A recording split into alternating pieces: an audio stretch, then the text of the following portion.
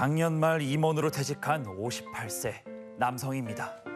퇴직에 대비해서 4년 전 70평짜리 상가를 매입했고 다행히 병원이 임차인으로 들어와 꼬박꼬박 월세를 받으며 지내고 있었습니다. 그런데 퇴직을 하고 나니 상황이 달라졌어요. 여보, 그 이번 달 그 상가 월세가 들어왔는데 사라졌어. 아니 들어왔는데 사라졌다니 그게 무슨 말이야? 아니 무슨 말이긴 말 그대로지. 그러니까 은행에서 퍼가요 하고 그냥 싹 가져가 버렸네? 에? 아니 무슨 대출 이자가 언제 이렇게 올랐대? 아휴 그거 말도 마. 나도 그것 때문에 머리가 너무 아파요. 아이 퇴직하고 그 수입이라고는 상가 월세밖에 없는데 월세나 이자나 그게 그거면 우리 수입이 0원이라는 거야. 그러니까 아유, 빵원이라고. 아우 총 맞을 줄 알았네. 아유 당신까지 그렇게 긁어 긁기를. 나라고 그렇게 금리가 오를 줄 알았나?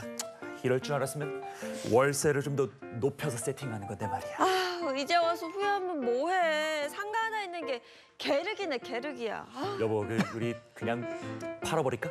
아니 당신 그 노후에 상가 하나 갖고 있는 게 그 꿈이었다며. 아유 그 꿈 악몽으로 바뀌기 직전이야 지금. 그러니까 그런 거 아니야? 아유 머리 아파 몰라. 에휴. 대출 상환 부담이 날로 커져가는 지금 이제라도 상가를 처분할지 아니면 여유 자금으로 오피스텔을 매입해서 월세 수입을 더 늘릴지. 아이 머리가 터질 것 같아요. 네, 사연을 들어봤는데 기업에서 임원을 하다가 퇴직하고 상가를 샀다. 그래도 모아놓은 돈이 꽤 있었던 분이에요. 아니 진짜 그런 게 뭐 대출을 끼고 상가를 구입하긴 했지만 지금 그 오피스텔을 매입할 여유 자금이 또 있다고 하셨거든요. 일단은 좀 부럽습니다. 네, 이게 상가도 그렇고 여윳돈도 있다는 것도 그렇고 이게 다 노후 자금일 텐데 네. 이게 허투루 썼다가 날리기라도 하면 이거 큰 낭패가 나는 거거든요. 신중하게 투자하셔야죠. 네, 그렇습니다. 상가 투자할 때는 뭐 표면적인 수익률도 보셔야 되겠지만 거기에서 세금이나 각종 비용을 제한 실질 수익률 이런 것도 따져보셔야 되고 또 임대차 계약 관계, 우리 임차인하고 얼마의 계약이 남아있는지 또 어떤 조건으로 계약을 했는지도 잘 살펴보셔야 됩니다. 사연을 들어보니까 이 노후 대비용으로 다달이 안정적인 수입을 마련하고자 하는 목적이 컸던 것 같은데요. 이 퇴직 후에 금리가 오르면서 대출 상환 부담이 굉장히 커지신 것 같습니다. 이 상가 매입 초반에는 따박따박 월세를 받으면서 제법 만족을 하셨던 것 같은데 지금은 이제 금리가 오르면서 이자 부담이 좀 커진 모양이에요. 네, 4년 전에 상가를 구입하셨다고 했는데 그렇게 차이가 나나요? 4년 전을 생각하면 벌써 이 코로나가 막 시작했던 그런 시기입니다. 그러다 보니까 이제 세계 경기가 침체될 것 같다 보니 각국 중앙은행들이 기준금리를 확 내렸죠. 우리나라도 그때 당시 한국은행 기준금리가 0.5%였거든요. 그런데 지금 기준금리만 하더라도 3.5%로 3%포인트나 높아진 거예요. 이분 지금 대출 금리를 보면 얼마인지는 뒤에서 살펴봐야 되겠지만 요즘에 보면 상가 대출 같은 경우에는 뭐 대출 상단이 한 6% 넘어가는 건 일반적으로 볼 수가 있습니다.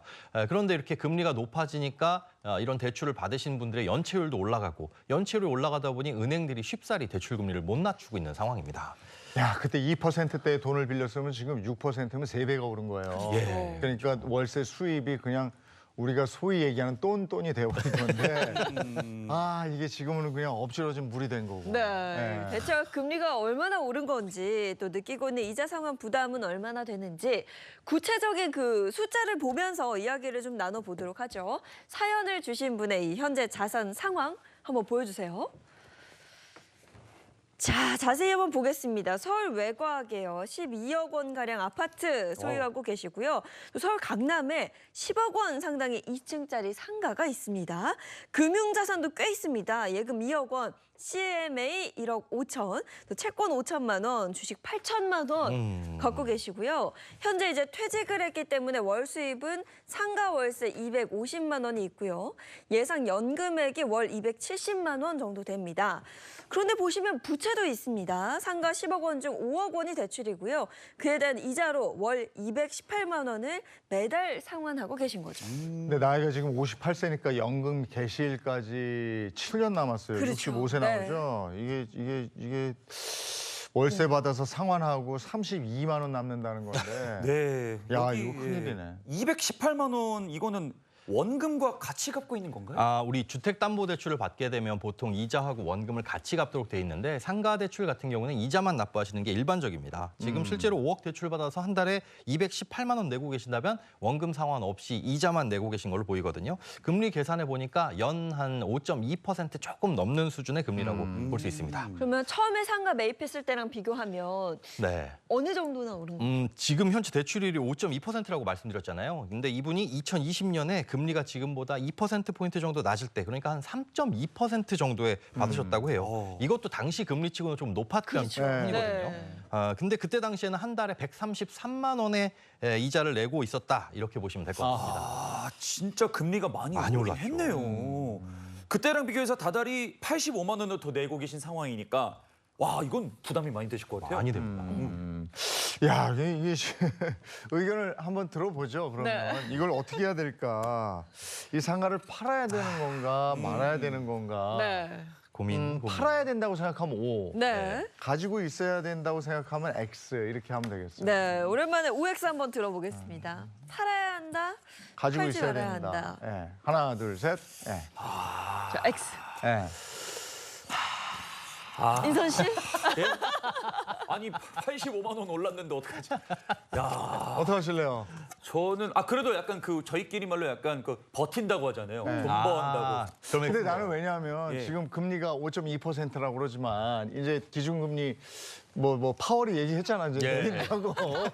그러면 우리도 이제 조금 동결로 가겠지만 그래도 이제 조금 내려가면 네. 다시 또 숨통이 트일 것 같고. 네. 그리고 이분이 강남에 10억짜리 상가라면서요. 네. 근데 위치도 괜찮은 것 같고 네. 병원도 들어가 있잖아요. 네. 병원이 망하겠습니까? 그러니까 저는 좀 견디시면 어떨까 싶은데. 네. 저도 강남이 아니라고 했으면 오래 들었을 수도 네. 있어요. 강남 왜냐면 말에. 빨리 빼서 다른 곳에 투자하는 게 황금성이 낫지 있잖아요, 않을까 여기는. 이런 생각을 했는데 그렇죠. 지금 생각으로는 X. 일단 버티는 게 더 중요하지 않을까. 강남 불패라는 말이 있지 않습니까? 네. 소장님 근데 아까부터 계속 안 보여주세요. 저는 중립입니다. 이게 중립이에요? 지금 말씀하신 것처럼 좀 상당히 어려운 문제예요. 저는 이 상가 투자 자체가 처음부터 조금 신중하지 못하게 접근한 거 아닌가라는 생각이 들거든요.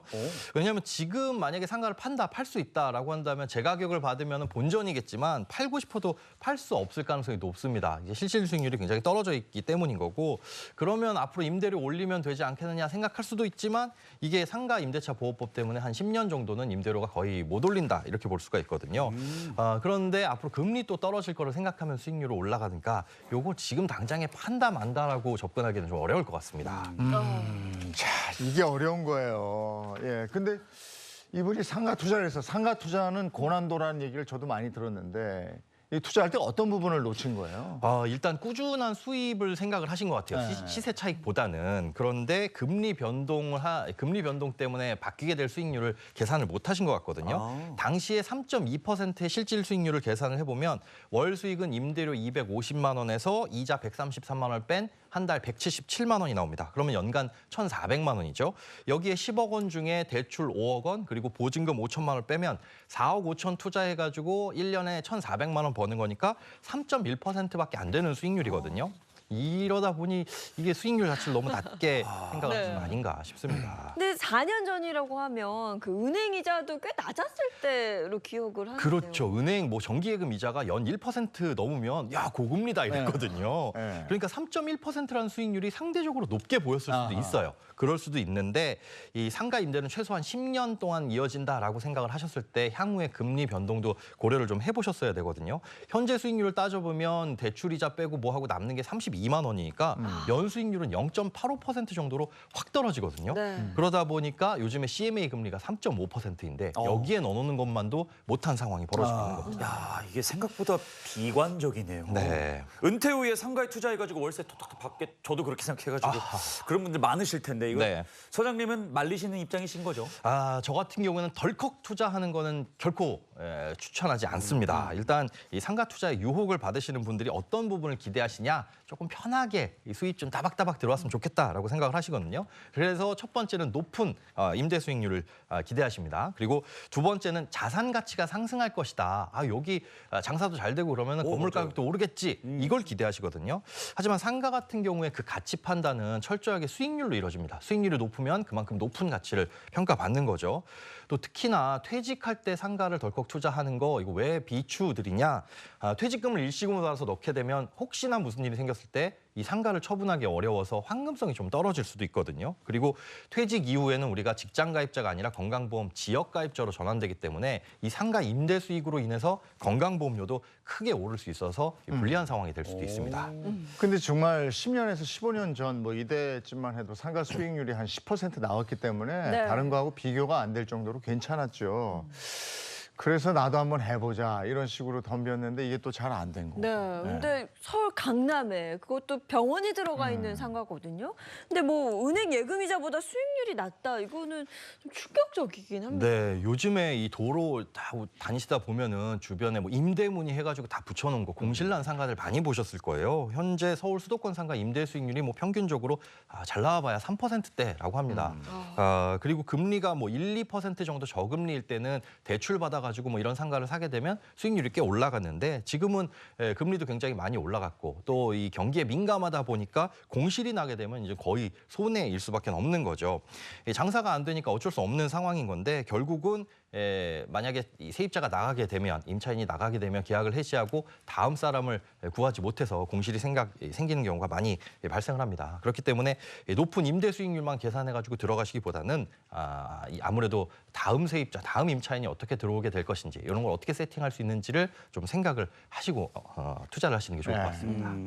우리가 지금 사연 주신 분의 자산 상황은 아까 파악을 했단 말이에요. 네. 쭉 봤는데 그러면 생활비가 얼마나 드는지 얼마나 지출을 하고 있는지 그 부분도 좀 들여다봐야 될 것 같아요. 네, 맞습니다. 지출 내역도 한번 살펴보겠습니다.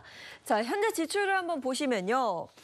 와, 일단 기본적으로 나가는 생활비가 많습니다. 와. 식비 150만 원, 교통비 60만 원, 통신비 25만 원, 경조사비 30만 원, 공과금 50만 원, 문화생활비 50만 원. 어허. 자녀 용돈도 주고 있어요. 아이고. 70만 원 해서 총 450만 원입니다. 그 월세 250만 원 받아서는 이게 충당하기가 좀 그러네요. 네, 어렵긴 해요. 여기서 식비는 뭐 맛있는 거 많이 드셔서 뭐 그렇다 치는데 교통비, 경조사비, 문화생활비가 좀 과해 보이고요. 자녀 나이는 제가 잘 모르겠지만 그 아버지가 58세면 그 적어도 이제 대학생 그 정도는 이상이겠죠. 이상이죠. 네네. 네. 이 70만 원 부러운 학생이네요.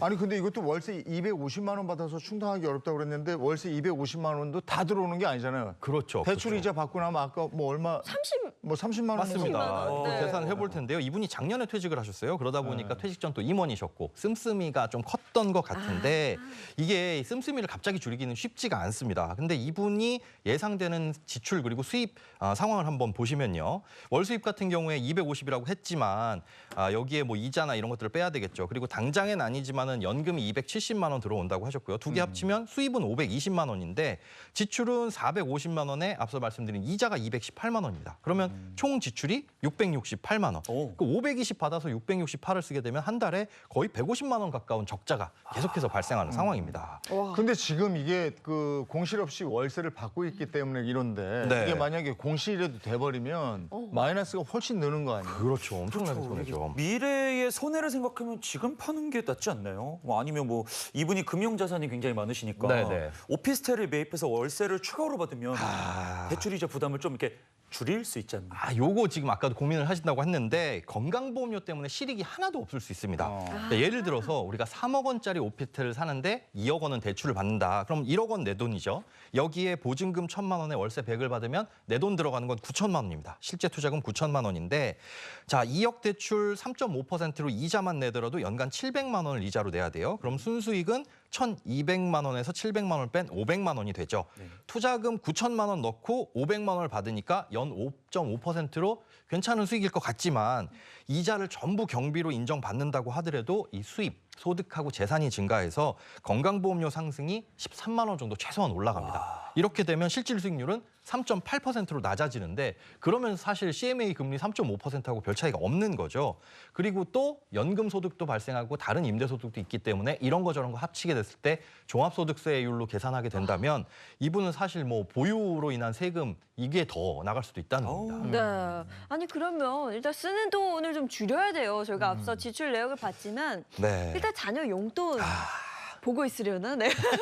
자녀 용돈 좀 줄여야 되고요. 문화생활비, 뭐 식비, 교통비, 경조사비 다 줄일 수 있을 것 같거든요. 그렇죠. 퇴직한 지 얼마 안 되셨기 때문에 지출을 갑자기 줄이실 수 없다는 건 이해를 합니다. 오히려 그런데 경조사비는 지금보다 더 늘어날 수 있거든요. 최소한 자녀가 결혼할 때까지 남의 결혼식장을 좀 쫓아다니셔야 되잖아요. 어쩔 수 없는 거죠. 네. 그리고 말씀하신 대로 이 자녀 용돈이 차지하는 비중이 좀 큰데 경제적 독립 전이라고 그럴 수는 있지만 이 아이도 컸으면 이제 아르바이트를 해서 용돈 정도는 벌어라라는 식으로 이 부분은 좀 줄여야 될 필요가 있을 것으로 보입니다. 예, 아르바이트 하셔도 이 450만 원 쓰고 계시는데 거의 뭐 100만 원밖에 못 줄여요. 이렇게만 보면 네. 손해가 계속 되어 가거든요. 어떡하죠? 이거 해결책 없습니다. 어떡하죠? 일단 월세를 조금 올리는 수밖에 없을 것 같은데요. 하지만 이 상가 임대차 보호법 때문에 계약 기간 중에 월세를 마음대로 올릴 수는 없습니다. 협의를 한다고 하더라도 최대 5%까지만 올릴 수 있고 만약에 임차인이 원한다면 10년 동안 계속해서 거기서 장사를 할 수가 있는 거거든요. 그리고 그 중간에 5%는 사실 법에서 정해놓은 상한선이지 임차인이 거부하게 되면 그 이내로밖에 못 올리게 되는 거고요. 최대 임차인이 오케이 해줘가지고 5%를 올린다고 하더라도 월 임대료는 15만 원 정도 올리는 게 최대치입니다. 이분 같은 경우에는요. 그래서 조금이라도 수익을 내고 싶으시다면 기존에 갖고 계신 금융자산을 활용해서 지금 대출금을 조금 갚고 마이너스 나는 상황을 좀 타개를 하는 게 어떨까 그렇게 생각이 됩니다. 대출을 갚든가 아니면 요거보다 조금 싸진 걸로 대출을 갈아타든가 네. 그래서 대출 이자를 적게 나가게 하는 게 지금으로서는 최선이다 이런 말씀. 네, 중요합니다. 이렇게 이야기를 쭉 듣고 보니까요. 인선 씨, 우리는 이제 꿈을 좀 버려야 할 것 같습니다. 이게 상가 투자라는 게 결코 쉽지 않아요. 쉽게 생각해서는 안 된다 이런 생각이 좀 드는데 네. 혹시 나중에 상가를 하나 사서 월세를 좀 받고 싶다 이런 생각을 하고 계신 분들이 있다면 주의해야 할 점은 어떤 게 있을까요? 네, 뭐 미래 건물주 인선 씨는 상가 투자를 하신다면 제가 건물주인가요? 예, 네. 신축 상가를 하시겠어요? 깨끗한 아니면 그냥 이 장사가 이미 되고 있는 구축 상가를 선택하시겠어요? 신축. 이게 저 같은 신씨인데요. 네. 그 신축이 좋지만 네. 그 뭔가 그 경험이 많은 스승님한테 배우는 것처럼 예. 원래 그 상가가 있었던 데가 좀 더 그 이유가 있지 않을까? 네. 아직 그 건물이 폐건물이 안 된 이유가 있지 않을까? 오, 좋은 생각입니다. 네. 자, 몇 가지 주의사항이 있는데요. 일단 첫 번째로는 신축보다는 상권이 형성된 곳을 들어가시는 게 안전합니다. 특히 분양상가는 가급적 피하라고 말씀을 드리고 싶은데 이 신축 상권이 자리를 잡으려면 최소한 5년 이상은 걸리거든요. 그리고 최근 한 신도시 상가 공실률이 1년 만에 0.4%에서 6%로 급등했다고 합니다. 경기가 안 좋아지니까 이렇게 공실이 많이 발생을 하는 거고 시간이 지날수록 또 임대료도 떨어지는 게 일반적이라 신축 상가, 특히 신도시에 분양하는 상가는 좀 피하시는 게 좋습니다. 이미 상권이 잘 형성이 돼서 사람들이 많이 찾는 곳을 노려라 이 얘기시군요. 그렇습니다. 그리고 두 번째는 비싸도 지금 이 사연자분 같은 경우에 2층 상가라고 말씀을 하셨거든요. 비싸도 1층에 투자를 하시는 게 아무래도 좋습니다. 이 상가가 싼 데는 다 그만한 이유가 있기 때문인데 다행히 뭐 병원이야 찾아오는 손님이 있어서 2층도 괜찮겠지만 웬만한 다른 물건 같은 경우에는 어떤 걸 들여도 장사가 잘 되는 건 1층이니까요. 이것도 생각을 해보셔야 되고 세 번째는 이제 장기 계약 우량 임차인으로 세팅을 하시는 게 좋습니다. 이게 공실로 차라리 두는 경우들이 많이 있어요. 우리가 월세를 많이 못 받지 않는 이상 이게 10년 이상 가야 되기 때문에 지금 당장 월세를 낮추면 10년 동안 똑같은 임대료를 받아야 하니까 요즘에 보면 뭐 6개월 렌탈 프리 해가지고 임대료를 공짜로 해주는 곳들이 많이 있거든요. 그런 이유입니다.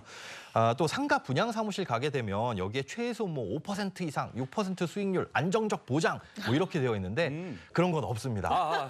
예, 그렇게 좋은 거면 그들이 하겠죠. 맞아요. 좋은 걸 추천해 줄 리가 없거든요. 네. 이런 수익률에만 낚여가지고 투자를 하지 마시고 실제로 내가 가져갈 수 있는 돈이 얼마 정도 되는지 꼼꼼하게 따져보셔야 됩니다. 네, 안정적 보장 그런 건 없습니다. 없습니다. 네, 자 그럼 맞춤 솔루션을 바탕으로 자 결과를 한번 정리해 보겠습니다. 보여주세요. 자, 정리 한번 해보겠습니다. 일단 보게 되면 우선 소비를 좀 줄였어요. 식비 150만 원을 110만 원으로, 그리고 자녀 용돈 70만 원을 보시면 40만 원으로 줄였고요. 오. 문화생활비도 월 50에서 20만 원으로 줄였습니다. 그러니 총 지출이 100만 원 절약이 됐고요. 앞서 말씀하신 대로 월세 보증금을 임대차 보호법에 따라 최대 5% 올려서 현 250만 원 받던 것을 265만 원으로 올렸습니다. 지금 현재 상가 대출금으로 5억 원이 있는데요. 기존 금융자산 3억 5천만 원으로 대출을 상환해서 이자를 낮추는 방법을 또 제안하셨기 때문에 그렇게 되면 월 대출 이자가 218만 원에서 65만 원으로 확 줄어듭니다. 대출 이자에서 월 153만 원, 월세를 올려서 월 15만 원 절약했고요. 이 모든 걸 이제 쫙 종합을 해서 보게 되면 자, 이렇게 달라집니다. 총 수입 520만 원에서 535만 원, 총 지출은 668만 원에서 415만 원으로 연금 개시 후에도 매달 148만 원 적자를 보던 상황에서 매달 120만 원 정도 수익이 나는 쪽으로 겨우 바뀌게 되는 겁니다. 네. 결국 대출 이자 줄이고 임대료는 올리는 방법밖에 없는데. 네. 근데 이게 임차인이 월세가 올라서 나가요. 이러면 어떡하죠? 이게 만약에 그런다고 한다면은 여기는 상권이 형성되지 않고 이 속된 말로 안 좋은 곳이라고 볼 수 있으니까 이건 과감하게 포기를 하셔야 될 것 같고요. 사실 70평이나 되는데 임대료가 250만 원, 평당 3만 원. 어디 그러게. 오. 지방의 이 창고 수준이거든요. 실제로 근데 좀 이게 잘 가능해? 판단을 해보셔야 됩니다. 네. 그러니까 처음부터 조금 무리한 투자였다. 예. 이것저것 좀 알아보고 하셔야 되는데 좀 그랬다 싶은 거고, 어떻게 생각해 보면 지금 병원이 입점해 있을 때 네. 이 계속 있을 거다 이러면서 팔아야. 있을 때. 만약에 병원이 나간 다음에 팔려고 하면 이거 절대 안 팔립니다. 예, 예. 맞아요. 그래서 만약에 팔 거라면 이렇게 하는 게 좋겠다. 예. 네. 근데 이게 투자할 때 정말 주의하셔야 될 것 같아요. 네, 신중하게 꼼꼼히 잘 따져보시고 그냥 불로소득은 없다. 공부를 잘 하셔야 된다. 이렇게 생각을 하시면 될 것 같습니다. 예. 네, 알겠습니다. 오늘 상가 투자 관련해서 이야기 한번 나눠봤습니다. 소장님, 인선 씨 고맙습니다. 감사합니다.